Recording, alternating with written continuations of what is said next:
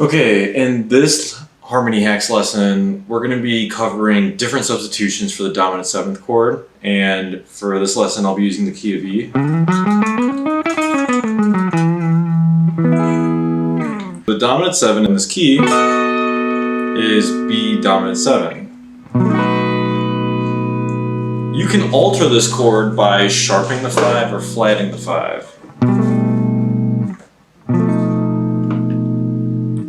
You can also play a B9 and omit the 5th. Most of the time, if you want to omit a note from a chord that you think you don't need, the 5th is a good choice because the 5th doesn't determine if the chord is major or minor.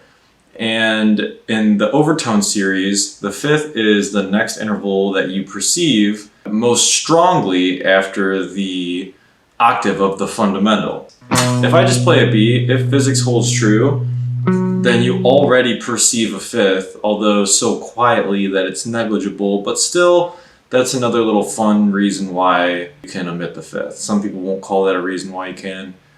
I think it's just cool to think of it that way. Anyway, for this video I'm going to be looking at the B7 sharp 5. So what's cool about the B7 sharp 5 is that it, like the other chords, can be found in the B whole tone scale, otherwise known as Messiaen mode 1.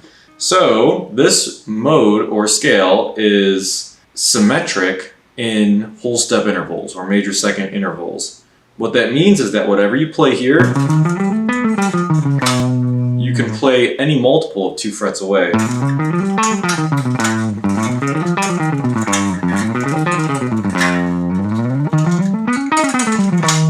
Right? So you can also play any chord that you grab there, any multiple of 2 frets away.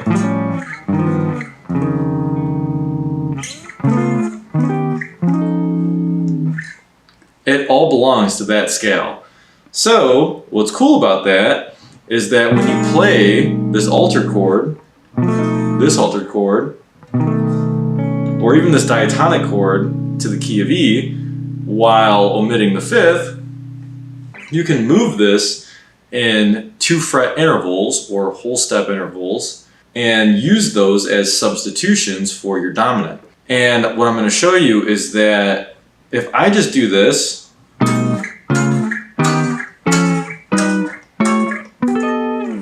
you can say that every chord I just played there was B7, C sharp 7 sharp 5, D sharp 7 sharp 5, F7 sharp 5, G7 sharp 5, A7 sharp 5, B7 sharp 5.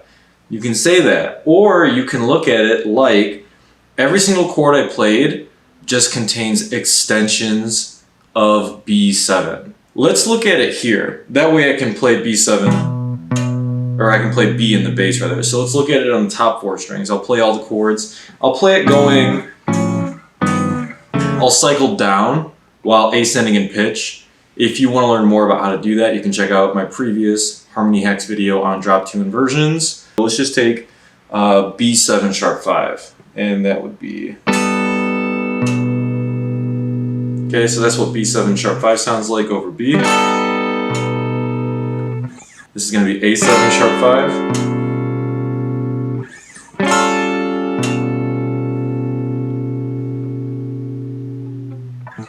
G7 sharp 5.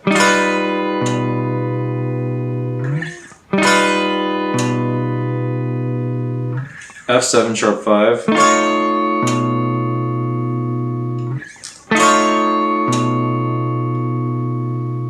D sharp 7 sharp 5.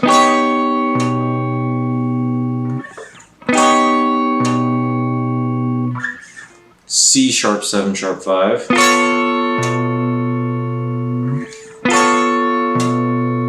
And then back to home bass, B7 sharp 5. So when you play a B below all of that, none of it sounds too jarring. You're already pulling it from such a, the odd sounding scale like the whole tone scale that nothing really surprises you at that point. The last note I want to make is that just like each chord can can be looked at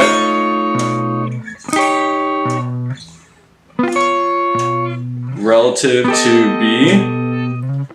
I can look at every single one of those exact shapes relative to A.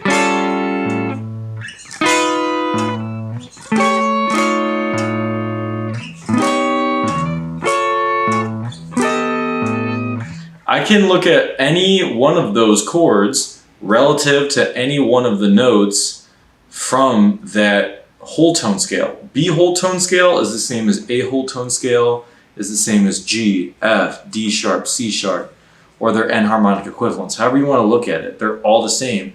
So in a way, you can use any of those notes in the whole tone scale.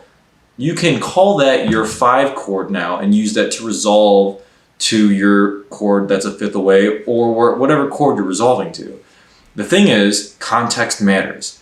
So if you're playing a progression in the key of E, if you all of a sudden modulate to say D, which you could totally justify with this sort of system, you need to legitimize D after you resolve to it. Something like that I'm not going to be showing today. There's also another way to use this, and it's for secondary dominance. I think it's something that I'm going to dive more into myself, but it's definitely something to think about, you know, in your own playing. So without further ado, let's check out the examples, and that'll be it. Thanks.